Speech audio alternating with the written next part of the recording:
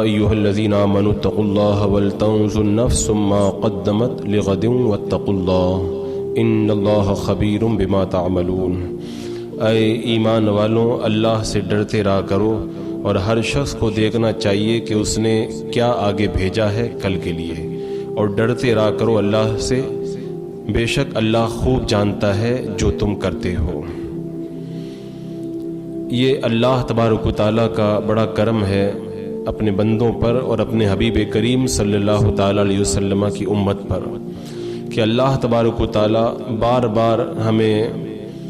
اپنی زندگی کی راہوں کو درست کرنے کی تعلیم عطا فرماتا ہے اور ہمیں آخرت کے اندر کامیابی حاصل کرنے کے لیے ترغیب دلاتا ہے۔ یہ کتنا کرم ہے اللہ تبارک و تعالیٰ کا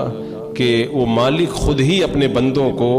جو ہے وہ خزانے کا پتہ بتا رہا ہے، تو غلام کو چاہیے کہ اس خزانے کی طرف بڑھے اور اس خزانے کو حاصل کرے۔ تو اللہ تبارک و تعالیٰ نے یہاں پہ پہلے تو یہ فرمایا کہ اللہ سے ڈرتے رہا کرو۔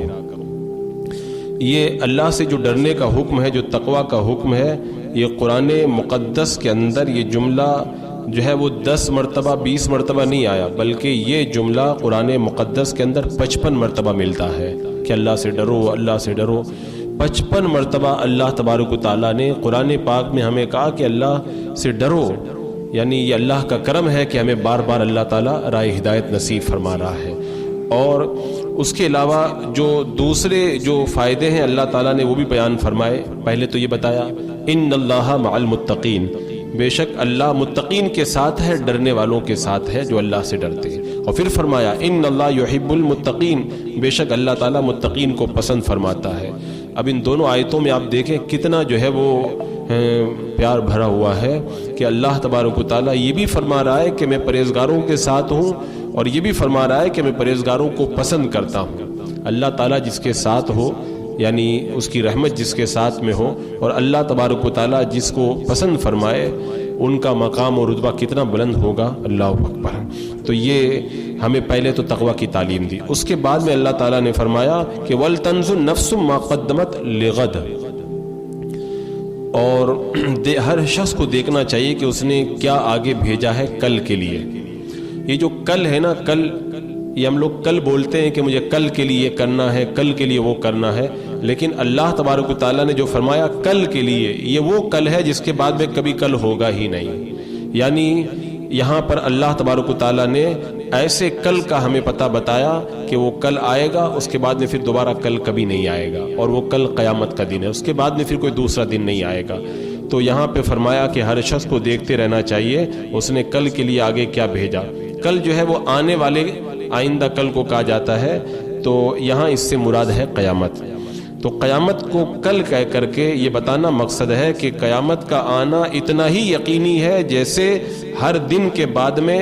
جو ہے وہ آئندہ دن کا آنا ضروری ہے۔ جب آج ہوا ہے تو کل بھی ہوگا، یہ پکا ہے، تو اسی طریقے سے قیامت کا آنا بھی بالکل پکا ہے۔ لہذا جو قیامت کا انکار کرتے ہیں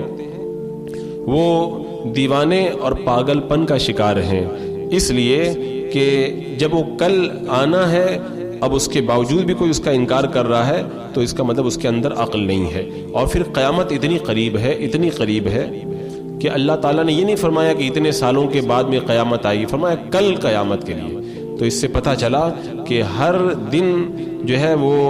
آنے والے دن سے قریب ہوتا ہے۔ ایسے ہی جب اللہ تعالیٰ نے فرمایا کل قیامت کے دن، یعنی قیامت کا دن بھی بہت قریب ہے، بس جیسے کل قریب ہے ایسے قیامت کا دن بھی بہت نزدیک ہے۔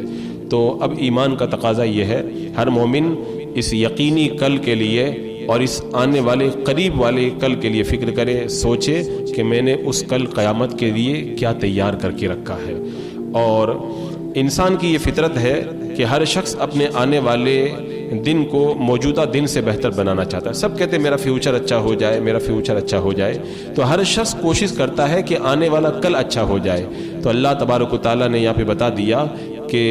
پھر تم آنے والے کل قیامت کے لیے بھی اسی طرح فکر کرو، کیونکہ کوئی یقین کے ساتھ یہ نہیں کہہ سکتا کہ میری زندگی کا جو کل ہے وہ آئے گا کہ نہیں آئے گا، لیکن یہ تو یقین ہے کہ قیامت کا دن ضرور آئے گا۔ تو جس یہ کل کے بارے میں یقین نہیں، اس فیوچر کے بارے میں ہم اتنا دوڑ بھاگ کرتے ہیں، تو جو کل بالکل آنا پکا ہے قیامت کا دن، اس کے بارے میں ہمیں کتنی دوڑ بھاگ کرنا چاہیے۔ اور اس فیوچر کو اچھا کرنے کے لیے، جو دنیا کا فیوچر ہے اس کو اچھا کرنے کے لیے ہم بڑے خواب دیکھتے ہیں، تو قیامت کا جو فیوچر ہے اس کو اچھا کرنے کے لیے ہمیں کتنی تیاری کرنا چاہیے۔ تو عقل کا تقاضا یہی ہے کہ ایمان کا بھی یہی تقاضا ہے کہ مومن اس کل کی فکر کرے جس کے بعد میں کوئی کل نہیں ہوگی، جس کا آنا یقینی ہے اور جو بالکل قریب ہے۔ تو یہاں پہ اللہ تبارک و تعالیٰ نے فرما دیا ایمان والوں، یہ دنیا جس کی کل کے لیے تم بڑی فکر کرتے ہو، بڑی مصیبتیں اٹھاتے ہو، اس کے بارے میں تو جو ہے وہ حدیث پاک میرے آقا علیہ السلام نے بھی بتا دیا۔ حضرت حذیفہ رضی اللہ تعالیٰ عنہ فرماتے ہیں کہ حب الدنیا رأس کل خطیہ، دنیا کی محبت ہر برائی کی جڑ ہے۔ بندہ برائیاں جو کرتا ہے عام طور پر دنیا کی محبت میں کرتا ہے۔ اب وہ ایک بڑی لمبی چوڑی تفصیل ہے،